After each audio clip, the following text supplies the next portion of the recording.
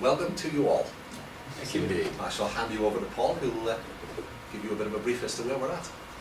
Right, well, presumably most of you have guessed the theme of the presentation just by the USS Star Enterprise there. Anybody not know Star Trek? No? Good, good. Oh well. You'll see the connection. So, I'll add my welcome to that of Bob's.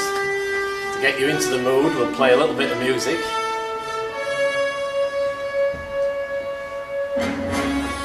A little bit of music. It's a little longer than you thought. Right, we've used this theme because, in a way, coaching has been a voyage of discovery for us. As you already know from what we said earlier, we started about 18 months ago, seriously looking at it. We've both been on various presentations. We've seen all the main guys in coaching. We've been on their presentations. We've even had some one-to-one time with some of the so-called gurus. But what we discovered very quickly was that they've jumped on the bandwagon very quickly. They usually start a presentation by saying what is wrong with what you're doing at the moment and why coaching is different. And then when we started to look at it, we thought, well, a lot of the things they're talking about coaching is in fact what you do already as a driving instructor. So why pretend that instructing is just barking out orders? Because it's much more sophisticated than that. We've always said that driving instruction or any type of training is facilitating learning, which is not necessarily just telling people what to do. So very early on we looked at coaching and thought, well, despite that slightly jaundiced view that we got from coming on some of these presentations, we looked at the psychology of it and we thought, well, this is really sound. This has got something good to offer. We believe it can potentially actually speed up the learning process, and it can deliver the things that you've heard a lot of them say, that you end up with learners that are more aware and more responsible and therefore can become potentially better drivers.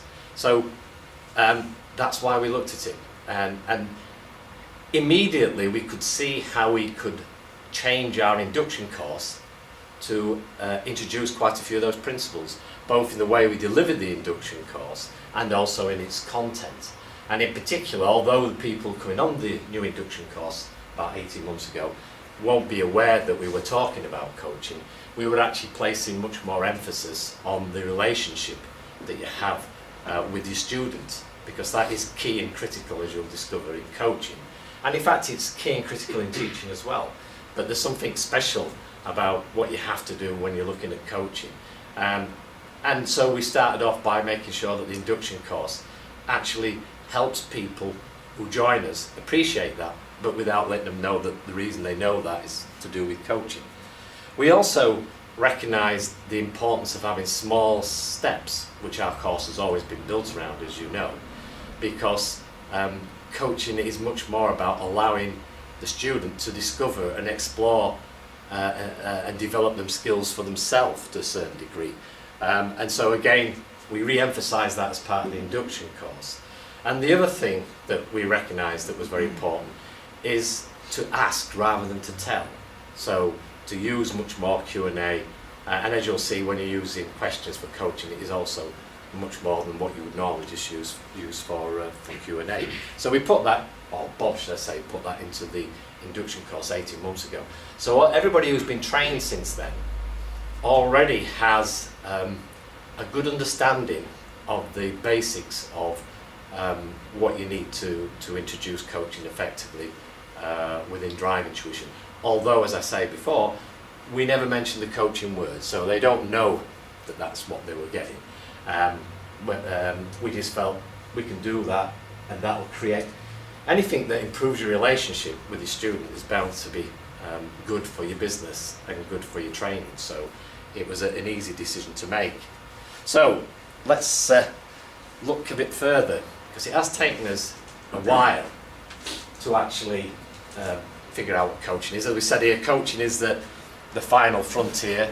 It is to do with having a lot of freedom and being student-led. It is to do with awareness and responsibility, as we already talked about. It does rely quite a bit and makes a lot of use of discovery learning as a technique, which is quite useful. And it also has a process which they refer to as grow. And these are some of the things that we've uncovered. As we said, we believe that the psychology of it is sound and it's got a lot to offer us. However, despite that, we very abruptly, as in fact most people in the industry have come up, is recognising that some things have actually put us on red alert. You know, the sort of things that have put us on red alert are the statements that people come out with that coaching is a totally free-form way of learning where the learner does as they like. And that has, just that one statement has some serious implications. But in a pure coaching environment, where often the coach, in fact, isn't the person that's the expert on what it is that the learner is trying to do,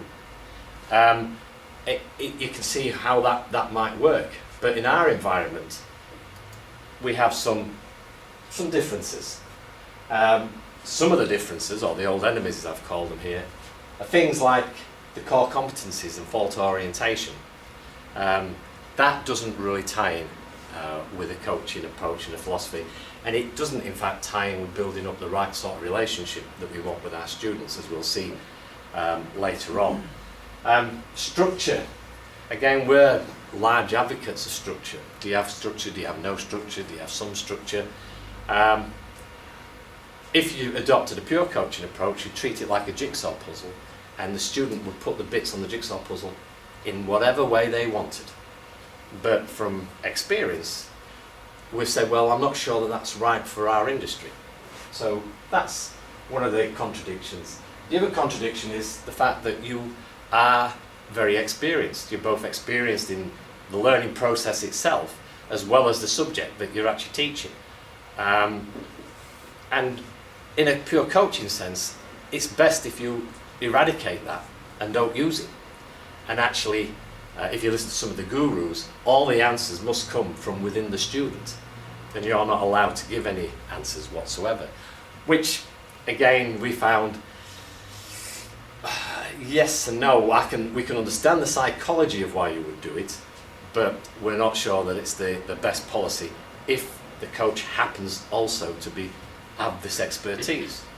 And finally, the one thing where there definitely is a big contradiction between coaching and what we do is that we work in a safety critical environment, and therefore we can't allow students to do as they please, if you like. Because it's a bit, you could say, well, in a coaching sense, let them have an accident, they'll learn from it. And they probably won't forget, and it'll be very valuable to them. Except for, we can't afford to do that.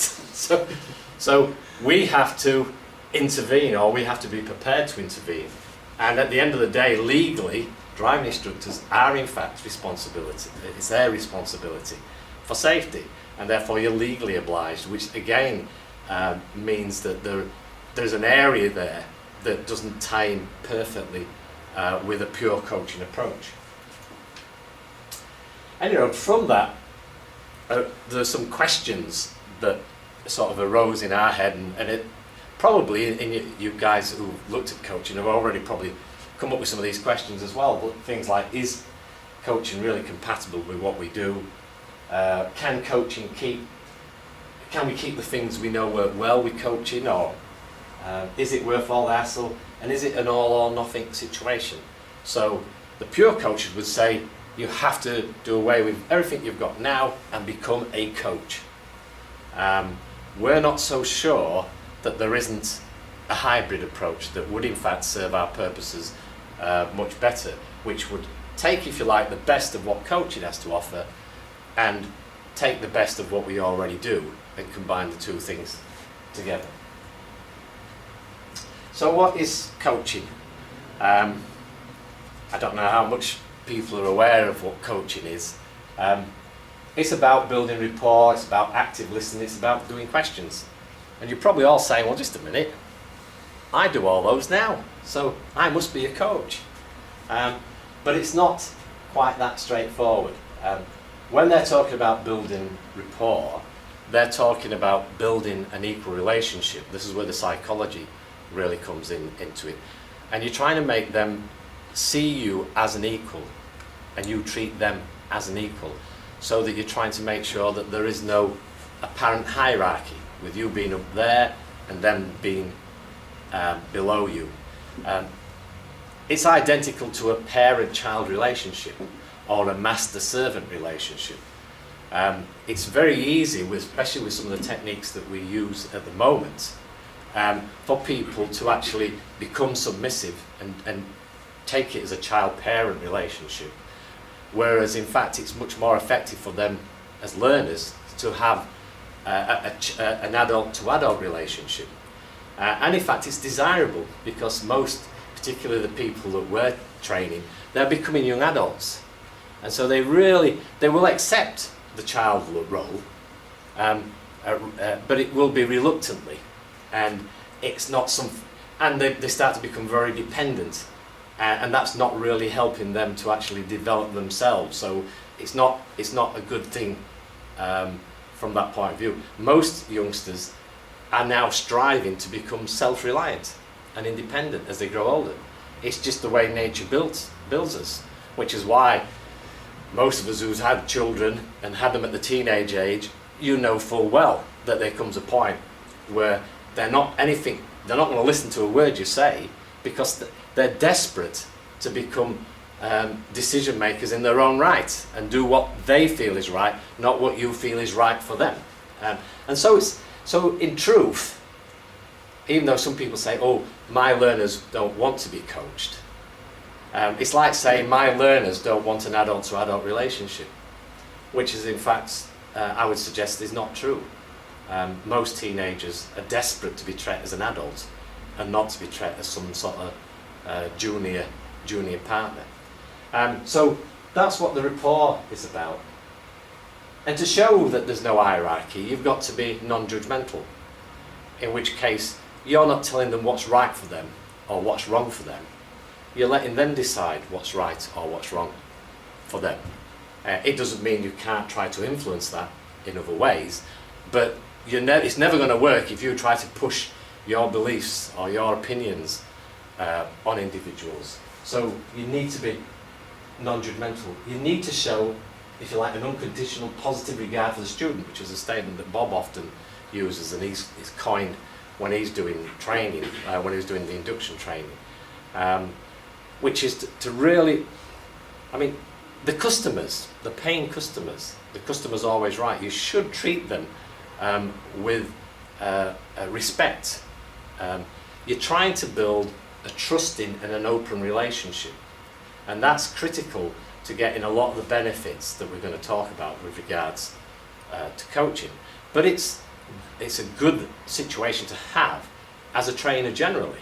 And in fact, it's nothing. This is what I'm saying is not actually new. If you look at a lot of the most famous trainers that's ever been born into mankind over the last 2,000 or 3,000 years, you'll see, if you read the works of those individuals, that they always are alluding to this very point, in fact, as to what makes them a great trainer, and also what makes a learner a great learner, because they're actually learning to, if you like, make decisions for themselves, to take responsibility for themselves, and not necessarily to be fixed by other people's views and opinions. So it's got a lot going for it.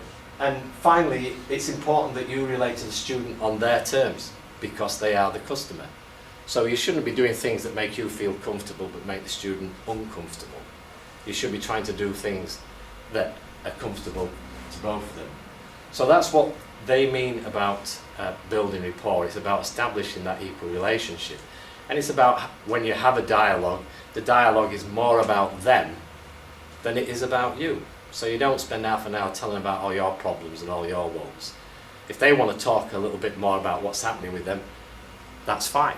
Which then brings us on to the other aspect, because obviously they won't believe there's an equal relationship if you aren't actually listening to them.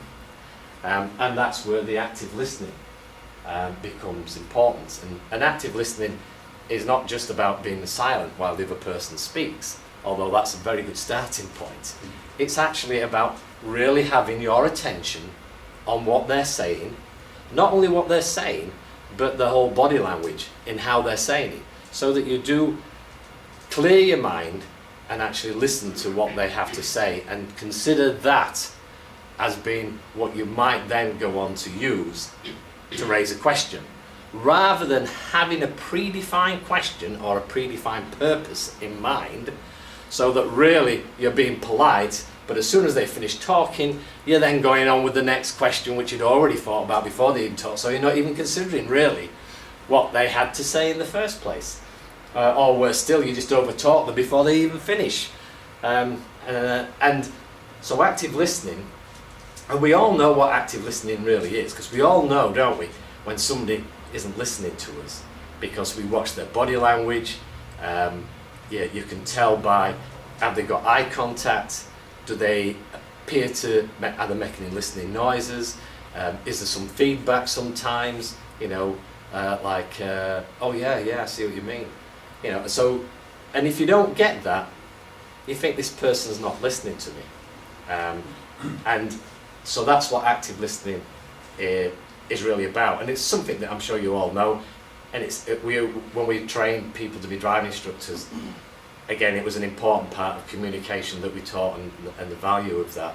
But it becomes very critical here, and it's very important to support the equal relationship. Because if you're not listening, then obviously you don't value, it appears to them that you don't value what they have to say, and therefore they then accept that, all right, I'm just here to listen to what you want. Why is it important? Because then when you come onto the questions, it's not traditional Q&A questions, as you're all familiar with, where often when we start a dialogue, we actually know the answer that we're trying to get from the student, don't we really? And in a way, what we're doing is we're giving them a clue. Our question and what we're saying is designed to give them a clue so they can come up with the answer that we expect. And if you do too much of it, what that says to the student is when they ask you a question, they aren't going to tell you what they think. They're going to tell you what they think you are thinking, or what it is that you want them to say. And that's the answer that you will actually get. You're not going to get any insight into them whatsoever, and they don't mind, and if they get their answer right, they're still quite pleased. I guess what it was he wanted. Whoa! So they might be pleased with it, but is it really developing them, and are they really learning? The only questions where you learn are where you really have to ponder and reflect very hard on what it is that somebody's saying, and it isn't easy for you to figure out what it is you want to say. When you're in that mode, you're learning, because that's when your mind's racing about trying to make some connections and trying to make some sense of what you've been asked, whether it be what your view is, whether you feel all right about something. Then you have to search into your mind if do I feel all right about this? Maybe I don't, maybe I do, maybe I'm not sure. You're not saying that to them, but that's what's going on in your head, and then you come out with something. And then of course, being a good coach, if you're listening, that takes you on to where you might want to go next. That type of questioning is very good for raising awareness within the student. Here's some examples of the thoughts and feelings and emotions are very important in learning, and do affect behaviour quite a lot. It's useful to actually find out what they really think are their strengths and weaknesses. You know, not what they think should be their strengths and weaknesses, which you're thinking about, but what they believe they are themselves. And it's very important when it comes to looking at risk increasing factors. If they're actually examining a situation and they've decided it's risky, then that's actually quite valuable, because that's actually it's not because it says it's risky in the highway code, or it's risky because you know it's a list of things that he's expecting you. It's actually risky because they think it's risky, and then so they've then stored it away as a value, or as a boundary even, as it may be. So it actually starts to affect them for real, which is why a lot of the coaching seminars go on about why it's potentially improved road safety. And the final thing about the questioning is to actually make use of the process of grow and natural learning. Well, grow is basically a process for getting people to set goals and plan how they might achieve their own goals. And natural learning, strangely enough, is something that you've been doing probably all your life. In fact, they say you learn more before you get to the age of 6 than you do for the rest of your life. I don't remember giving them any lectures or videos or workbooks, and yet how did we manage to do that? So we're actually great at learning, almost from birth. We set about learning with great gusto. So it's part of our DNA. In fact, what happens sometimes, formalised learning and the way in which you treat somebody actually can help them to forget how to learn. You actually push it actually acts as barriers to learning, which naturally exist. You know, you stop them being curious, because they learn if they don't do what you say, they get clouted. So, or whatever it is, you know, there are ways of making, or you make people think they're stupid, so they don't ever think for themselves, because somebody's already managed to program into their mind that they're not very bright, or they're incapable of making a decision.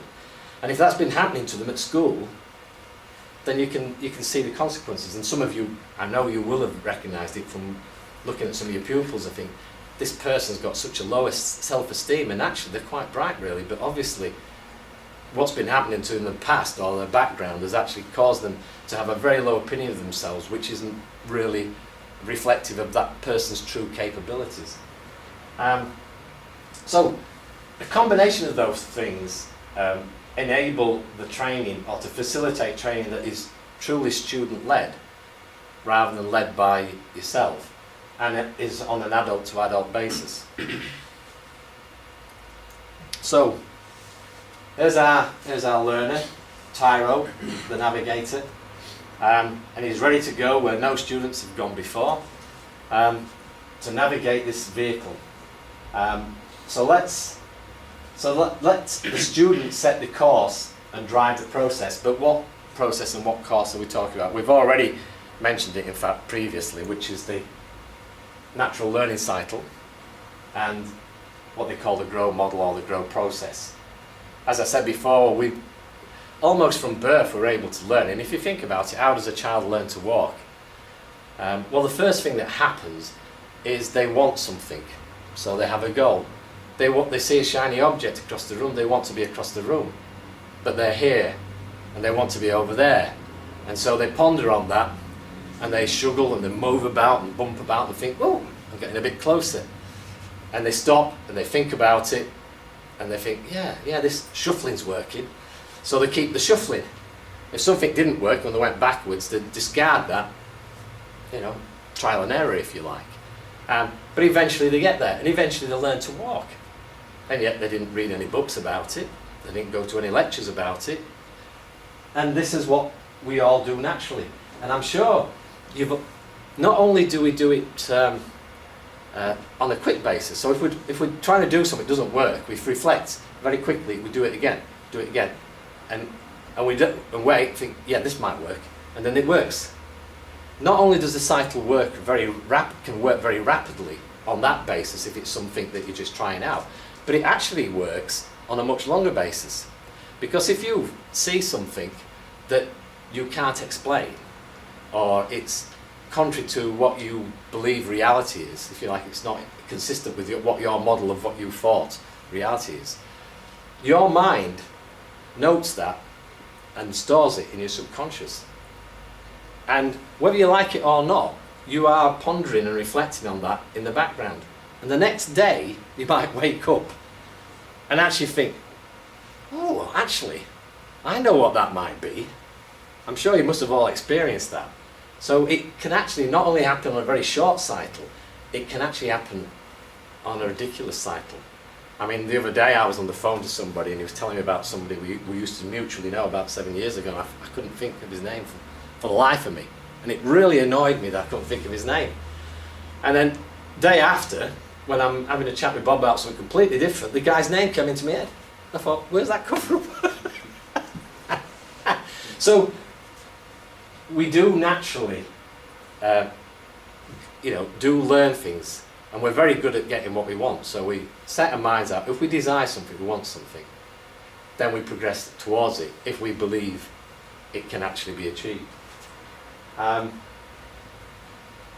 The GROW model, in a way, uses the same cycle.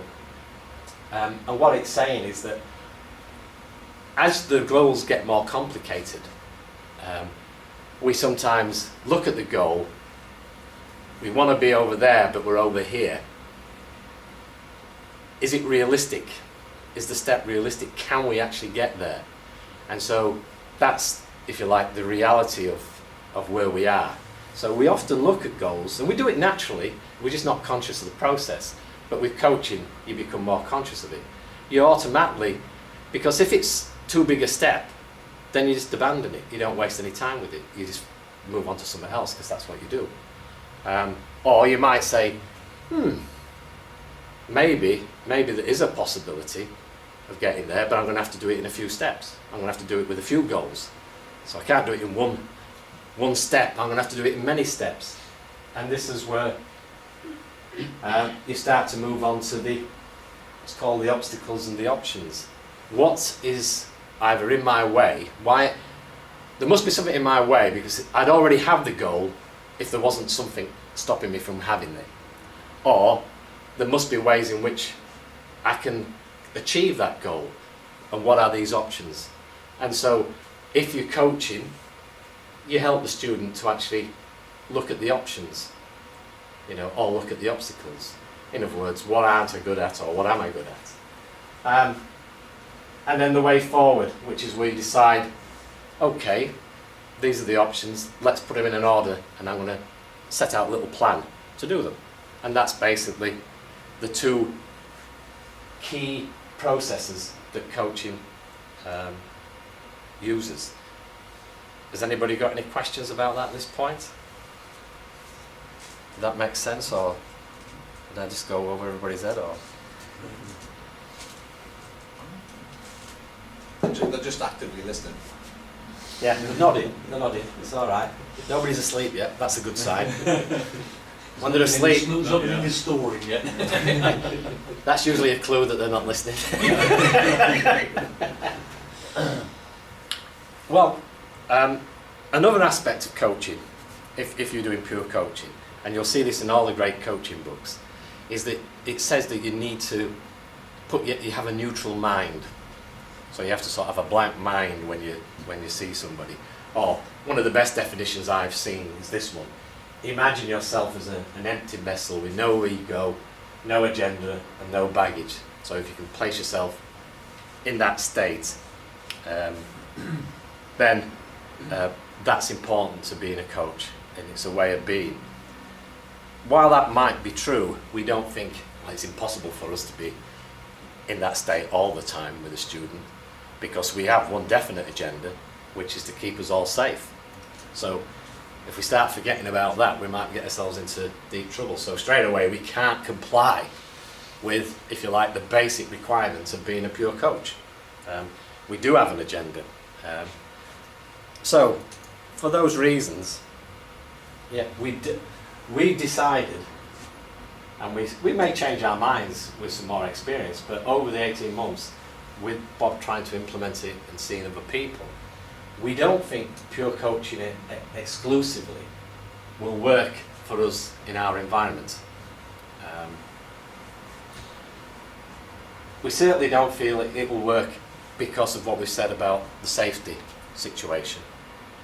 There are times when you will need to intervene, either physically or verbally, or using questions to save people, which, if you think about it, doesn't tie in with the equal relationship and the hierarchy, because quite clearly there is an hierarchy there, because you're giving out these commands. However, I'm sure in that circumstance the student isn't going to be too unhappy about it, as you're saving their life as well as your own. So there is that thing that doesn't a safety particular environment. We don't always think it's the most efficient way for learning as well, because sometimes if you try to use questioning to raise the student's awareness of something that is important to them to be able to move forward, sometimes the exercise of doing that can't be justified because it will take too long. So for example, if we said our 30-hour course, now we're doing coaching, we'll have to do it in 60 hours. But the students will be much better for it and be much more responsible and capable of being safe drivers. Then it ain't going to happen, is it? So we've got to realise that sometimes even the technique of coaching isn't necessarily the most expeditious way to actually get the student to make a recognition that's important to them at this point in time. And there's a number of situations that can arise that may help, may cause that. So, as we said before, we think that there is room for your advice and your help. We think that there is room for having structure, to have some sort of organised approach to learning.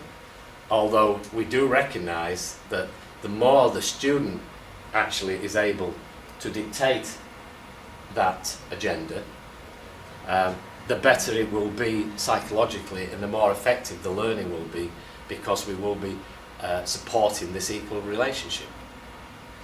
So rather than saying no agenda, we've just changed that statement to a shared agenda. And this is our shared agenda, which is our learning program. But we have looked at it carefully. These are, if you like, units of learning, and they can be done in many different ways. And we've actually listed them here for the benefit of the student, so that they can actually pick and choose, use a pick and mix approach to what they want to do and when they want to do. They don't exclusively have to say, I want to do a number 4, so to speak.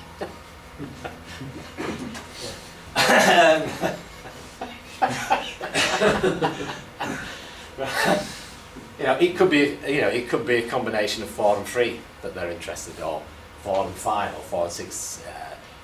It doesn't have to be, but they're probably close to the family, because you're progressing your skills in a certain way. And even in coaching, remember the reality: if the step is too big, then you need to make the student aware that it's too big, and so that they'll actually pick a step that they're more likely to be successful in. So, if you like, we pre-analyse that to a certain degree, which is why we know we're not daft. The roads that are busier than the roads that are quiet are more difficult to drive on, and therefore it makes sense to start on the easy roads. And it's not usually too difficult to get the student to agree with you, or to recognise that as being a valid thing, to start with the simple and build up to the complex. So there isn't anything wrong with structure. The other thing with structure is that we are working to a fixed agenda. The student does want to pass the driving test, and there is set criteria for that driving test to be able to pass it. And therefore, as a minimum, although I know we as you as instructors wouldn't want to see the be-all and end-all of actually just passing that driving test, that is something that they want. So as a minimum, whatever we deliver has to meet that criteria. They would want that criteria. And therefore, if you like, the targets that we have are actually a reflection of what the DSA want to see. And they can also obviously have a most motivational effect, because they can see that they're getting there. But that doesn't stop them having their own personal goals. So from this, we've found that it's best to think of the job of being a driving instructor, or to be a trainer or a facilitator, if you want to use a different word, is to look at it as 3 roles. The role of the guardian. This is the person who's always on the lookout for danger, and will intervene if necessary and take control. And we can't not have that in our particular environment. The role of the coach, which is new to most of you, and that's the skill, or that's the role we want to build up towards more. And we'll look at that role in a little bit more detail later on. And then the role of the advisor, which is a role you already perform. However, when we look at the advisor role later, we'll look at how can we be more careful in the way in which we give our advice, such that it doesn't appear that we're dictating to them or that we're commanding them, but rather we're actually offering suggestions which they can choose to take or not, as the case may be. And so we'll look at that in a little bit more detail. And finally, we don't believe in total freedom, but we have what we call freedom within form. So within the constraints of what we're working with, people aren't going to take, won't be happy to take a length of time to learn to drive that goes on and on and on, and is as long as you want it to be. They want it to be within a particular frame. They want it to address certain key objectives, which is a minimum, is always to pass the driving test. So for those reasons, we recognise that we can have freedom, but it has to be within form, within the practicalities of genuinely what the client actually wants.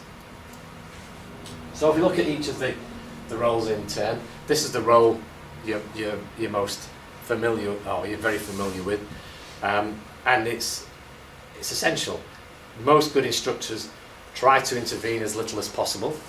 You know, they don't want to be jumping on the dual controls every 2 minutes, or shouting at them and telling them what to do. Most good instructors are conscious that they don't want to be seen to be doing this role without the student's permission. So most good instructors, right from the get-go, would normally explain that in certain situations, if there's a danger, I might need to grab the steering wheel. And if I do that, please don't wrestle with me, because there'll be a very good reason for it. And as soon as the danger's passed, I will explain why I've had to intervene. And that's common courtesy. Rather than jumping at it and surprising the student is not a good idea. But it also ties in with our equal relationship, insofar as you're effectively asking their permission. You're saying, this is a role I have to perform, and these are the things we need to do, and are you happy with that role? And it's not going to be likely they're going to say, oh no, I don't want you intervening if we're in danger.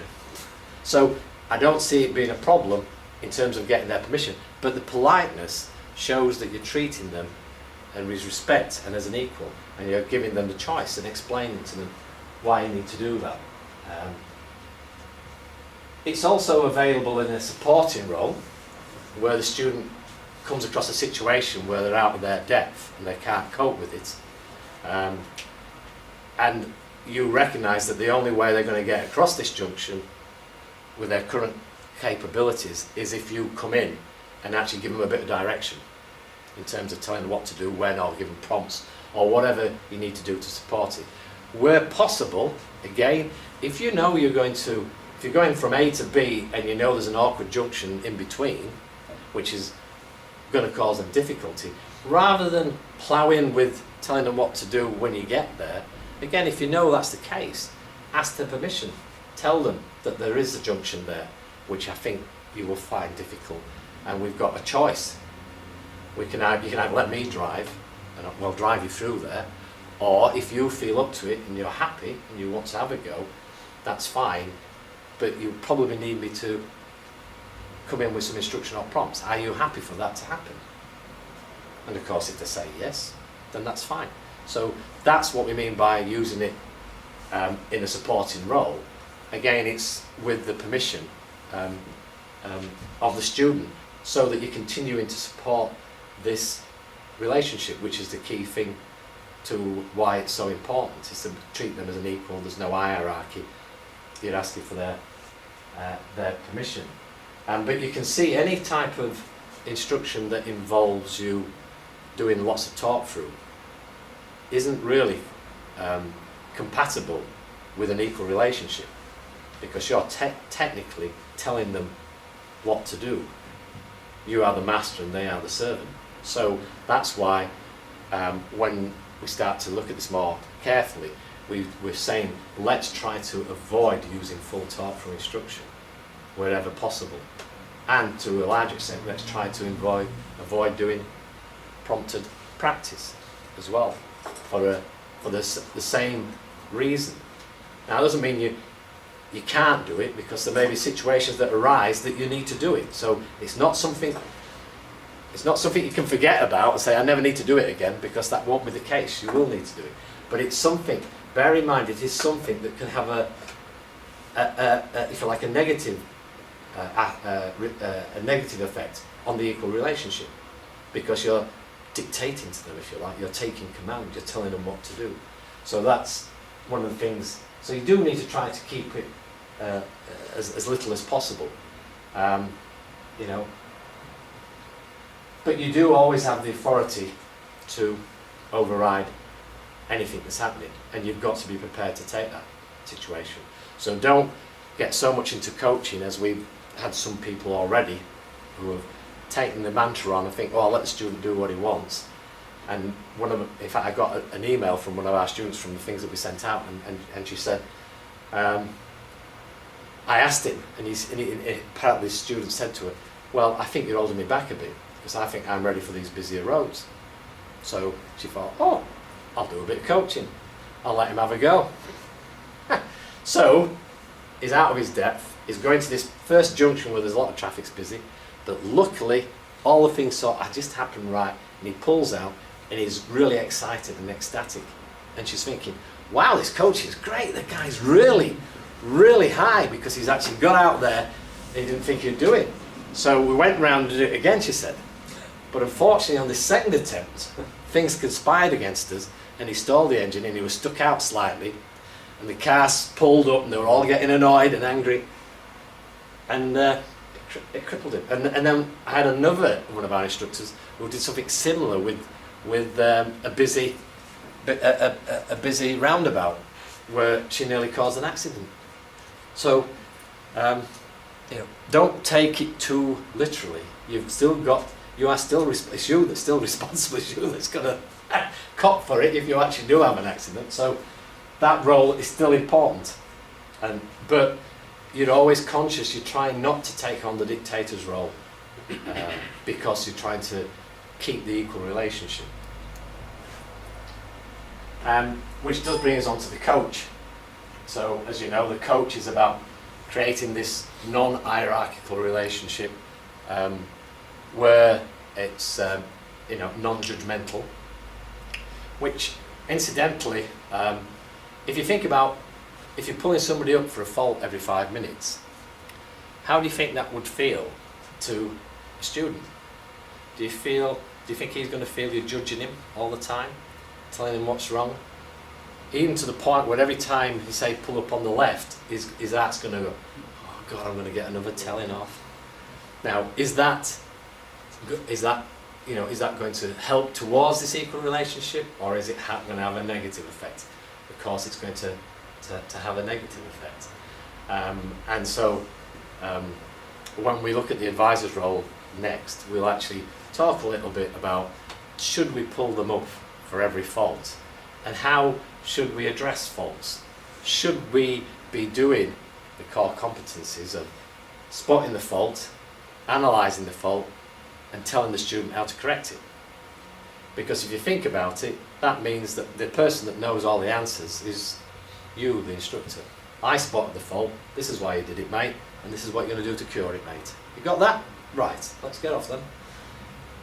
Now, I know you don't do that, and I know a lot of you are already smart enough to start by saying, what did you think happened there?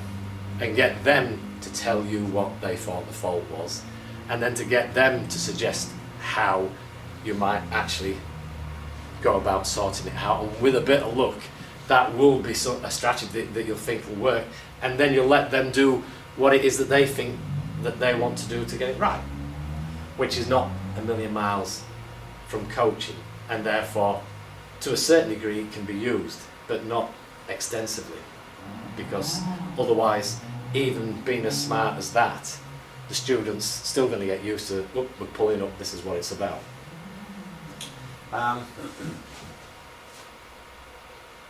So, as we said before, it's about raising awareness, and we'll look at this in a bit more detail and evaluating the outcomes, recognising the opportunities for improving themselves, and actually asking questions to use these two, the grow process and the natural learning process.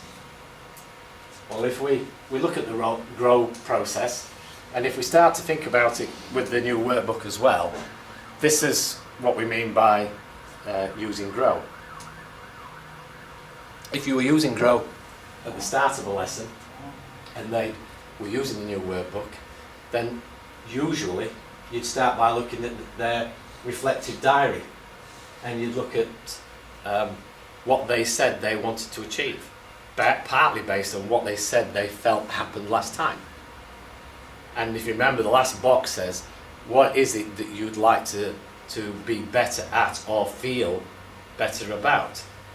And that's basically where you get your clue as to what their personal goal is. You know for each of the lessons what the, if you like, the aims and objectives are, which are more of a teacher's instrument or more of an examiner's instrument to make sure the lessons and the outcomes have been achieved. This is not about those. So when we talk about goals, we're not talking about those things. We're talking about how the student would express what they would hope to achieve today, which might be, well, I know my mate said he was always stalling the car when he first started to move off and stop, so I'll be really pleased if we could just move off and stop without stalling the car. That's maybe how they would express their goal for the moving off and stopping lesson. It wouldn't be how it is in the workbook where objective one is this, that, the other. It would actually be in those simple terms. So that's what we mean about the objective. And sometimes the goal, though, isn't as clear cut as that. It's not something you can observe. It might be that I want to feel more in control, or I want to feel more comfortable about something, which of course is not something you can observe because it's happening. Only they can tell you if it's actually, if they feel in control. You can't tell them and mark it up, say, oh yes, you're in control now. Even if they look like they're in control, from observing them, it doesn't mean that's what they're feeling in their head. You're the only person that knows. And that's also true of a lot of control skills. When they're learning about coordination and they're developing that kinesthetic feedback loops that you've heard about when you were training as instructors, that's about feel. And the only person that is experiencing that is, of course, the student. So the only person that can measure that. So are we saying we can't have that as a personal goal? Well, no, you can have that as a personal goal. But the way you measure it is going to be different. And we'll discover that, talk about it in the next step, which is as we move from the goal, in the case of a subjective goal, it's not measurable. We can't measure it, they can measure it. So they're the people who know what it is that they're trying to achieve, or that feeling. Once that feeling goes away, of feeling frightened or anxious, then the goal has been achieved. But if it's something like I said before, which is simply without, I want to move off and stop without stalling the car, then that's easily measurable. It's an obvious goal to measure. But if it's not, but it is measurable, then you ask a few questions to make sure they understand, well, what would tell you that you'd achieved your goal?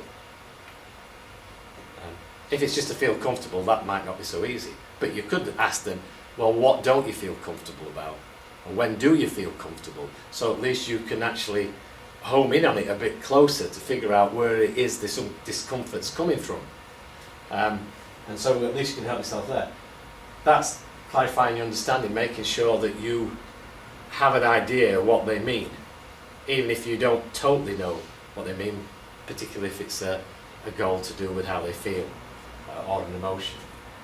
Then we consider the reality, which is, depending on what they want to achieve, it's the old readiness check that you used to do in a driving lesson. You won't let students do something that they're not ready for. Except for in this case, it's not you deciding whether they're ready, it's you questioning them in a way that will help the student decide if they're ready. Now, more often than not, if they just picked the next logical lesson in the course, then the way the course is designed, they will be ready for it, so you don't particularly need to spend any time looking at that, but that might be something. Also, what they might want to achieve might not be possible in the next hour. So if the time constraint's there, it's better that you make them aware of it now, rather than getting halfway through it and then stopping at the end of the lesson and they haven't achieved their goal and they feel disappointed. So if it's too much, again, by talking to them and asking them questions and what do you think's involved in doing that and how much do you think that will take us, they might think, actually that's probably a bit too much for this lesson, isn't it? No, so what would you suggest? So you get them to work out what might be the thing. And the resources, in our case the resources are the routes, the locations, the traffic situations. Again, they might want to do something like roundabouts in the wrong side of town.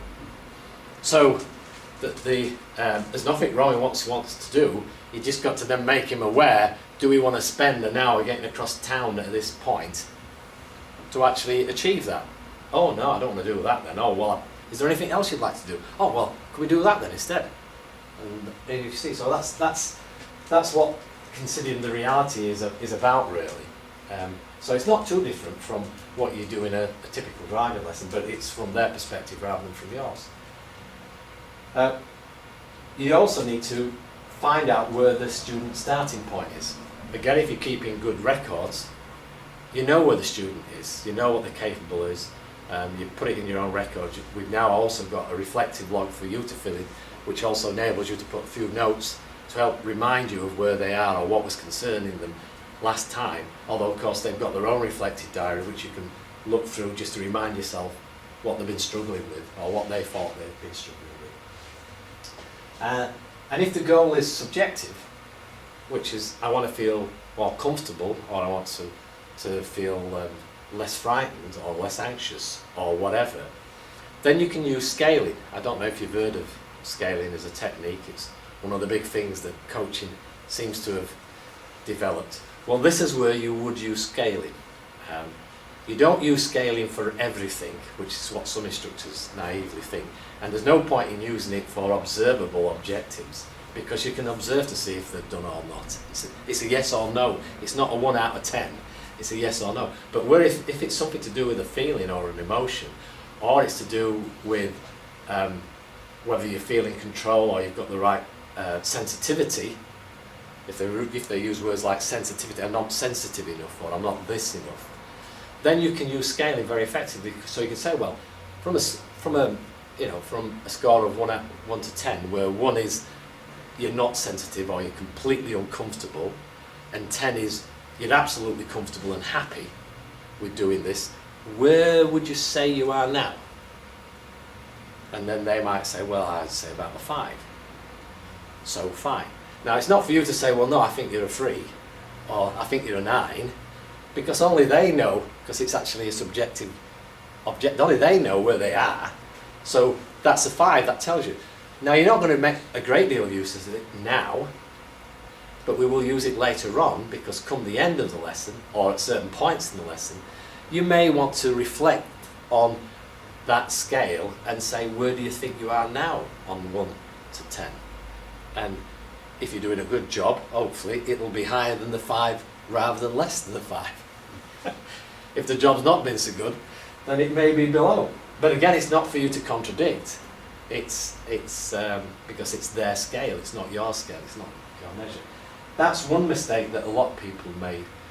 When we went to a few coaching seminars, straight away all the instructors thought it was a new way of measuring. So on a scale of 1 to 10, how did that lesson go? On a scale of 1 to 10, how do you think that turn in the road went? On a scale of 1 to 10. And it's really, the scaling is usually primarily used for subjective things rather than objective things. The options, then you discuss what the options are, what the steps are. So depending on what you find out, what they're not comfortable with, that would determine what you need to practice on. So if I'm not comfortable at that junction we did last week, and I wouldn't mind doing it again, that tells you that you need to have that in your plan, right? That's obviously, otherwise you're not going to be able to practice on it. If it's simply, I want to move on to lesson 3, then you've already got a set of tasks in the plan in the workbook, which may or may not suit your area. If it suits your area and the students take the trouble to look at that and say, yeah, I'd like to do the sort of things that were in that workbook, that sounds like a good idea, can we do that? And if you can accommodate that, fine. If not, or if they've got some suggestions of their own, let them tell you how they feel it would be an appropriate way to develop a skill. And if you can live with it, you think it's not unsafe, and there's no reason why it's inappropriate. It might not be your way of doing it, but if they feel like they want to do it, and it's you can accommodate it, fine. I mean, Bob asked Bobby Joe early on in one of his lessons when he did on the video, where would you like to do this? She says, oh, can I do it around the corner, just around here? Now Bob said, yeah, probably, but let's just have a drive around so I can have a look at it. So we did a drive around. Bob had a look at it and decided he could. And so they did. And that was much better because it was her suggestion. Unfortunately for Bob, it was a junction that he didn't know. It's an place that he didn't know. But he had at least one look and he felt that was more important.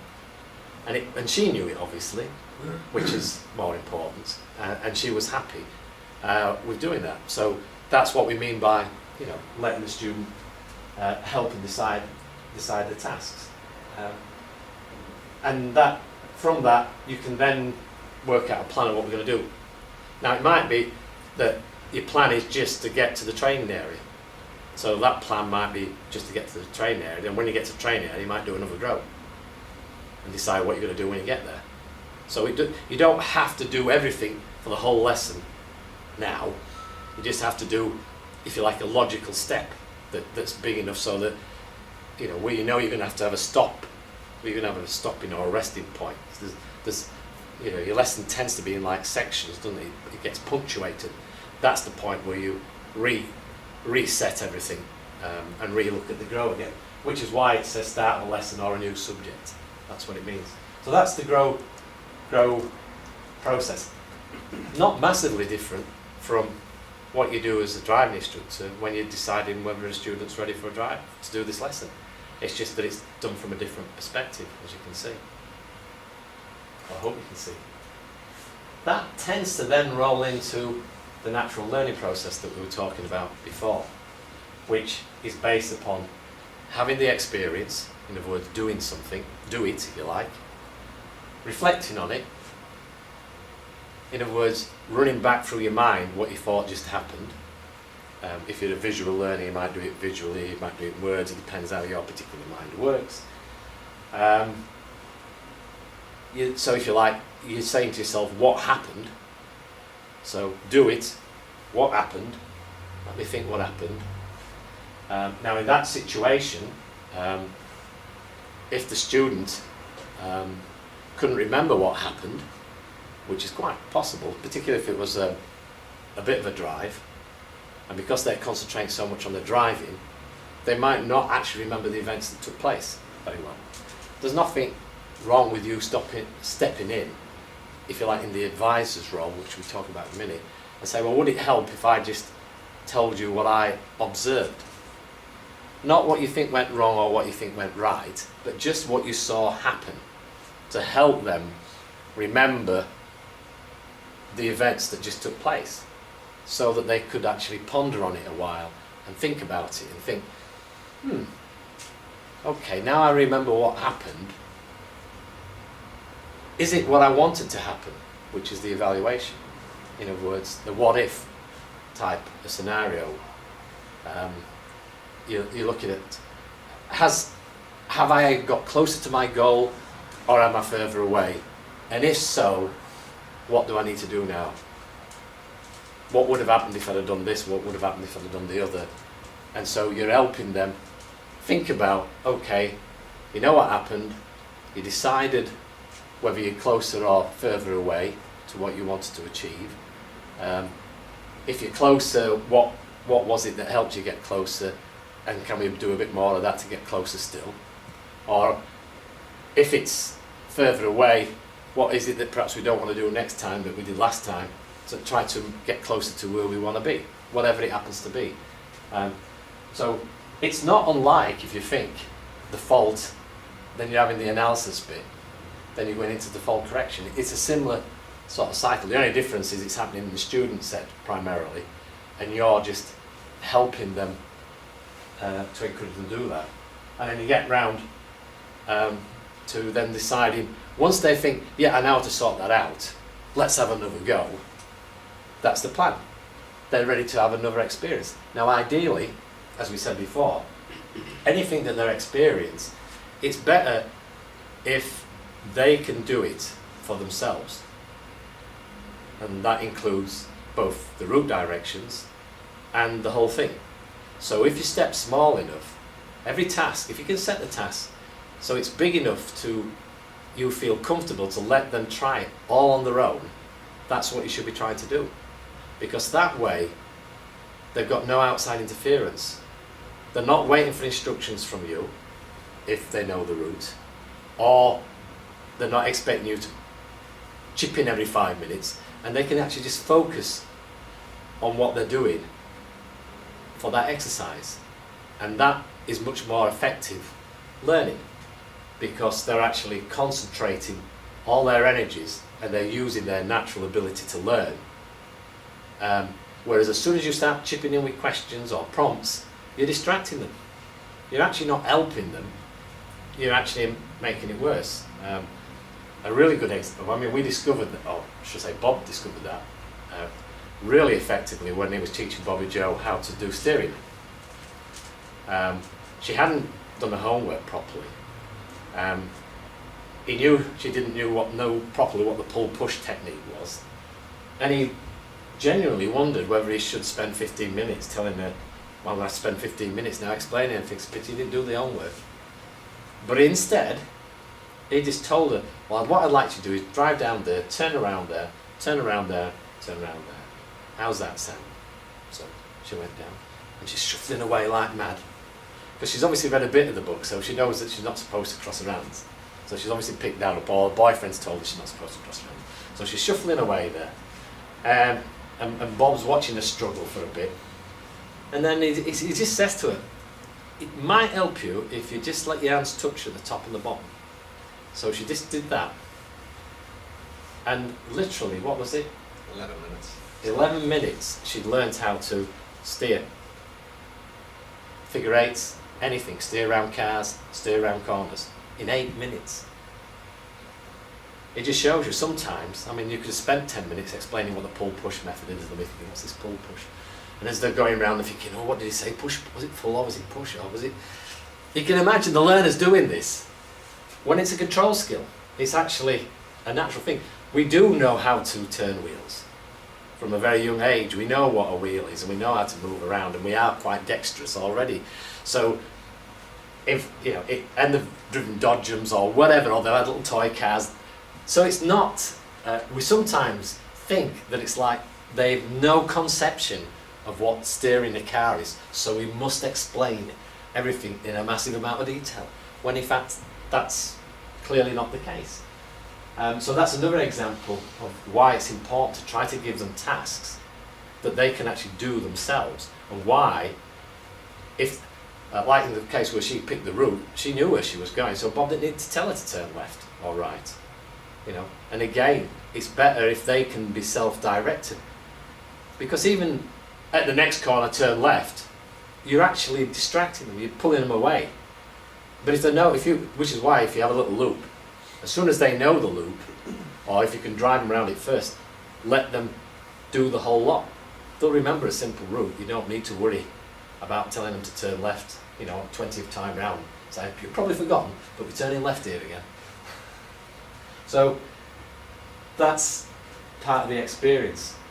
We've talked about, because we've been around the circle once, about the reflection bit.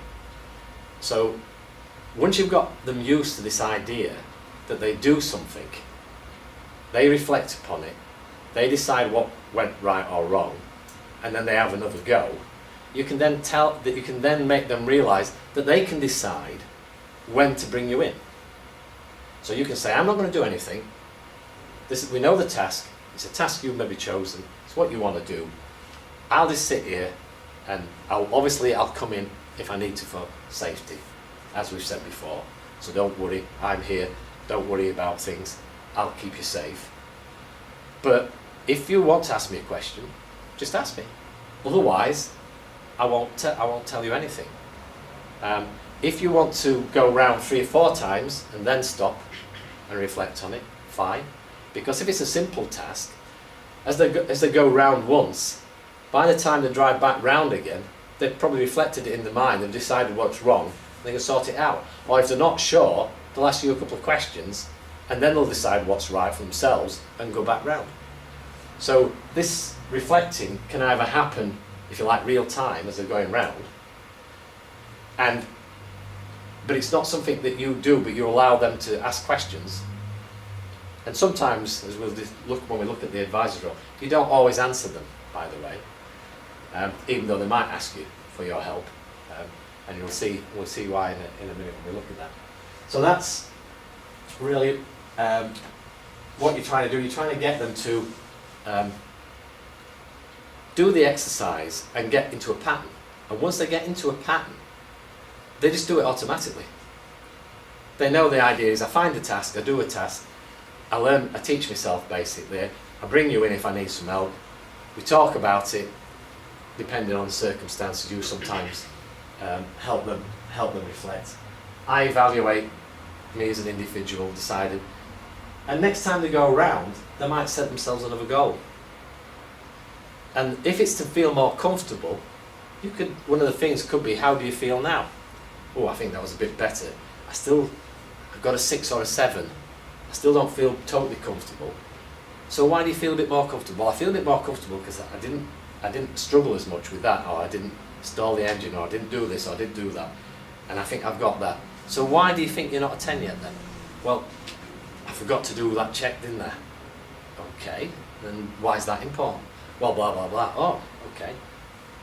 They're telling you why it's important. You're not telling why it was important.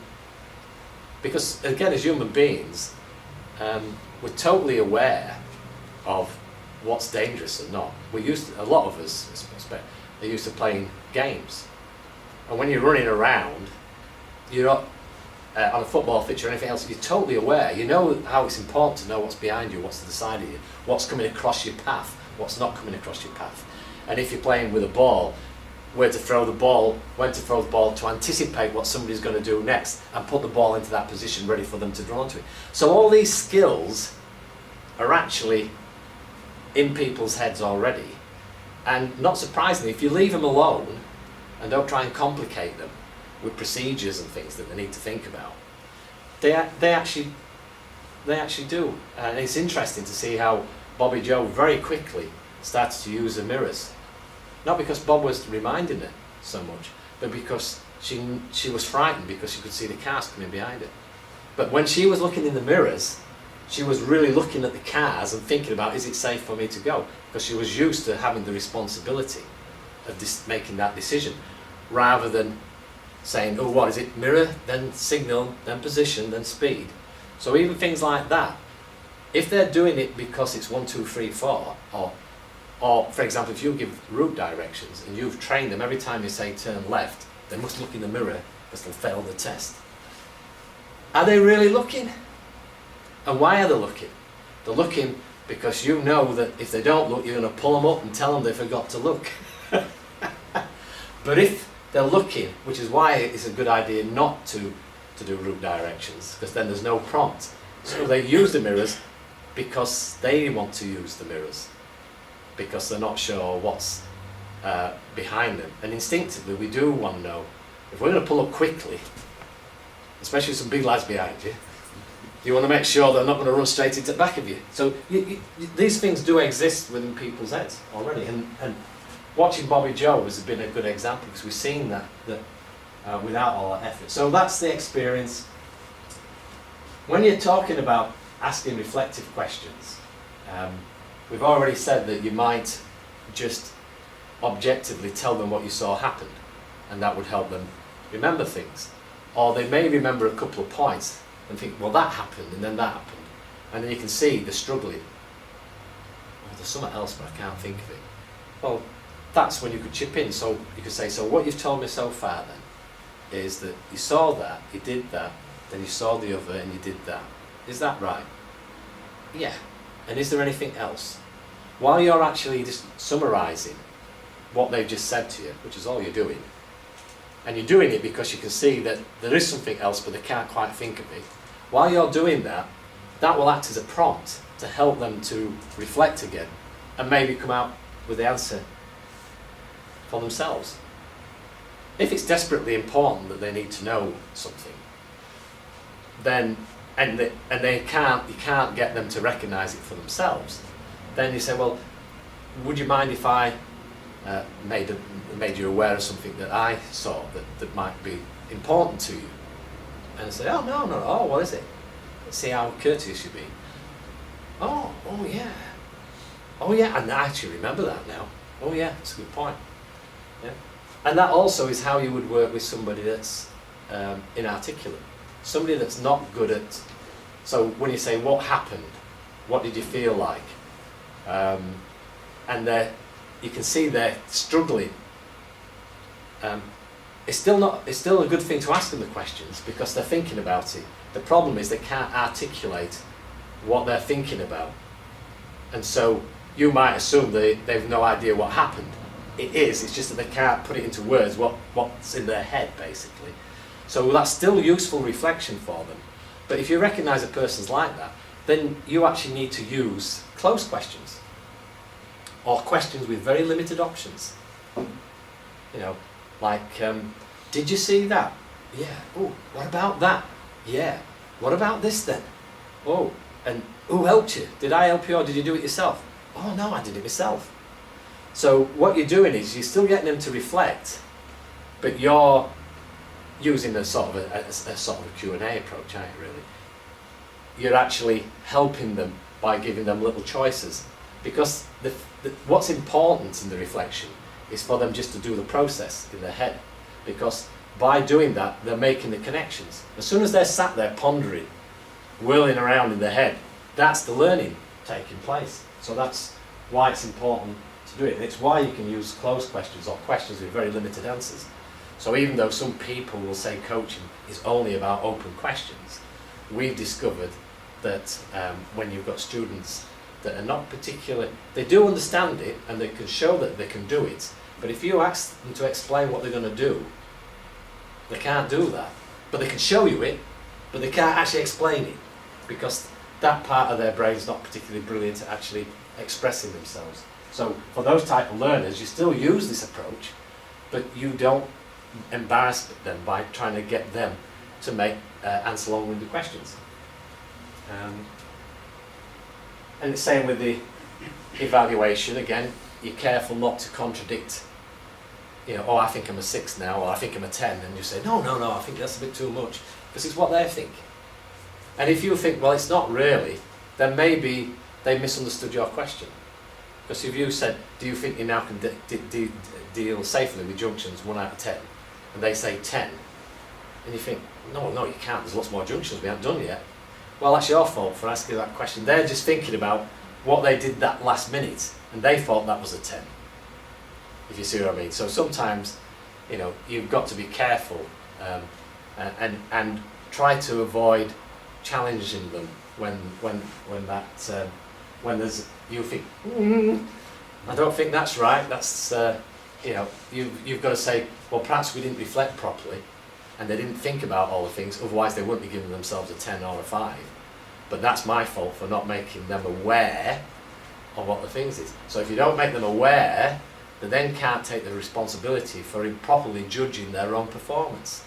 This is why coaching is always about making people aware and then making them responsible. That's the connection.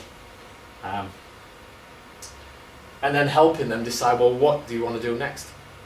So that's it. So we've gone around that twice now. Does that make a little bit of sense? Bear in mind, we're still learning ourselves about this.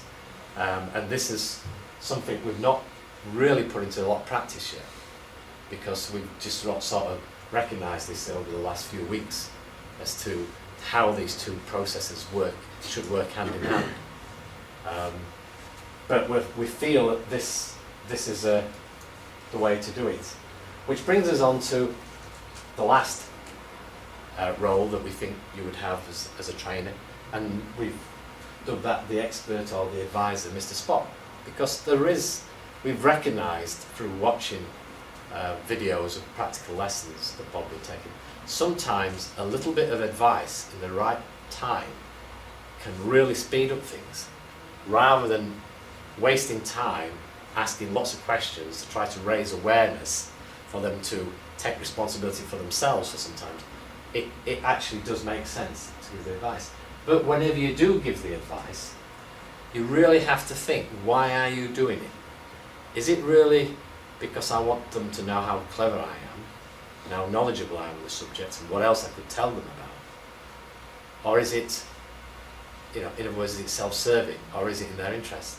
Most learners don't want to know more than is necessary for the next, for the next 10 seconds or the next minute. So if you're telling them something about something that's not relevant for beyond their, concentration span, then it's pointless. That's a good guide. Don't tell them just a few minutes before they're going to do that, or after they've done it, or why they're doing it, so it's relevant. So that makes it more effective. So, and sometimes when people never do it unless it's invited, so they either ask you, or because of their body language, or like in the circumstance with the steering situation, your intuition says, oh, if I just pop something in now, I think this is going to help, I think this is going to work. So we're not saying don't do that. But if you ever do that, when you're reflecting, I think, was that really necessary? Did that help them? You'll see a lot of times when Bobby Joe says, what do you think, Bob? He says, well, what do you think? Should I go? And he'll say, well, what do you think? Do you think that's right? Well, what do you think? You'll see that a lot. And so sometimes, even when you are invited, you don't necessarily, and even as an instructor, I'm sure that's true now as well. If you know they actually know, or they're on the verge of discovering it themselves, you make them squirm themselves a little bit extra, because you know that if they make the connection, it's going to be much more powerful than if you just give it to them right at this point in time. But sometimes the converse is true. But at the end of the day, don't be worried about using this role, and don't be worried about using the role in the coaching. Because if you're not good at raising awareness and using coaching questions, then you can do it through an advisory role. But when you're doing it through an advisory role, we've said keep your opinions to yourself. Try to keep your judgments as much as possible to yourself. You'll get an opportunity at the end of the lesson because you're going to look at the targets. So there's going to be an opportunity for you. But it's much more effective when they judge themselves. It's certainly a lot better for them to judge themselves if they made a fault, because you can then act as Mr. Nice Guy. They're the bad cop, you're the good cop. Because they say, well, I made a mistake there. And you can then say, something like, oh, it wasn't too bad really, it was all right, you have to expect these things, it's natural enough, don't worry. Look at all the good things you did. It's much better if you're taking that role than if you're pointing out the faults and another area that you made, or a fault that you made. And often, if you think about it, the only fault that you really need to make your student aware of is a fault that they have consciously committed because they think it's correct. That's the only real fault that you actually have to worry about. Because you'll find, as when I observed Bob's training, I noticed quite often, and I observed Pat's and several others, that quite often, as soon as you gave the student an extra burden, something else they'd lose something else, because they were focusing now on something else. So while they were focusing on this, something else might slip, they forget the mirror check, or they forget that. You know that it's not because they don't think they should check the mirrors or they shouldn't do this, it's just that they're concentrating on this. And if they're trying to get the sensitivity of this pedal right, and that's what they're concentrating on, and as long as you can take some of the responsibility for them, like, for example, you might take because you're always in the safety mode, say, okay, I know what you're trying to do, you're concentrating on your legs, you're concentrating on how it feels. I know you're not going to be paying attention like you should do. Then that's perfectly okay for them to make mistakes in other areas, because that's naturally part of learning. And sometimes when they go around, they make a mistake, they know they made the mistake. You don't need to point it out to them because they feel bad enough about it already. As I said, it's only the mistake that they think is actually not a mistake, and they think it's the right thing to do that you really need to be worried about. So as part of coaching, one of the ways of actually helping them to spend more time doing the task and less time either being pulled up for faults or being annoyed by faults being pointed out to them, it is the fact that the more they can concentrate on the task as a whole, the faster the learning will be and the more effective it will be, and the less interference that they will get. And often they do genuinely know the mistakes. Whether you decide even to bring them up when you stop them is debatable. Now obviously there is one problem here, as I'm sure you realise, that if you were on a check test and you decided to let a fault go because they were concentrating on getting something else right, and so you weren't bothered particularly about that. If the examiner thinks you don't know that other fault happened, he's going to mark you down. And even if you say in your check test that I'm doing coaching, which if you do coaching, they allow you to have like this retrospective instruction where you do something, you stop, and then you talk about what happened, rather than trying to correct anything on the move. They allow that. But whether they'd be so amenable to allowing you to ignore other faults when the student's focusing on this, we're not so sure, and that's something we will have to take up the DSA. But certainly in the meantime, if you're using coaching, if you have a check test, you just, even though you feel it's petty, it's pathetic that you're going to have to mention this other little fault, which is not what they were concentrating on, you will have to do it, because otherwise the examiner may think you haven't spotted it, which of course is not true. And then say, of course, I'm not going to say any more about it because we'll be dealing with that later on. At the moment we're really concentrating on this, so that's what I want to keep your attention focused on getting this right. We'll worry about that later on. And I'm sure as soon as you've mastered this, the thing you keep forgetting to do, it'll come back to you again, because you're dealing with 3 things now, and once you've mastered those 2 out of the 3, then you'll remember to do the other, and that's part of the process. So that's how you would look at it from the way you would pop in and use the advisor's role. So you use it sparingly, and you can use it to help you coach until you get used to the concept of coaching. You can bring it in, and you can even use the guardian role. Don't beat yourself up about it, as long as, particularly when you're going to advice, as long as you always prefix your advice, like, do you mind if I make a suggestion, or would it help if I gave you an idea that worked with one of my other pupils that might work for you? Or so you're almost asking for their permission before you actually give the advice, because so it's always appears as a suggestion. I'm not saying you should take this on board, it's just something that might help you, or might be useful to you, or it might help you to be aware of.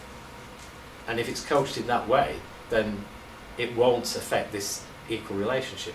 Similarly, sometimes I noticed in Bob's eagerness, and also for Pat, they couldn't help but come out with the advice, and then they said, if that's all right with you. So, if you go in, and if it, I forgot to ask permission here, you can say, if you feel that would work for you, you can always add it on at the end, instead of the beginning. And so you can see that what we're trying to do, really, is we're trying to remove the behaviours that will have a negative effect on the adult-to-adult relationship, and actually increase the ones that will have a positive effect on it. But at the end of the day, don't beat yourself over the head if you don't do them, because as long as on balance the student feels you're treating him as equal and you're in his camp, the fact that you stray out of these and you adopt some of the old behaviours that may be considered dictatorial, it won't matter to them, because on balance they still like and they still feel that they're working with you rather than you telling them what to do. And so it's not a simple case of, ooh, if you make one slip, you'll destroy this relationship. It's obviously not like that. It's actually much more pliable. But the more negative things you do, the more you're going to lose your student, and they're not really going to be engaged with it. They're going to be more concentrating on thinking what you want rather than what they want, which is, that's what we're trying to avoid. Which then leads us on to the final bit. Any questions?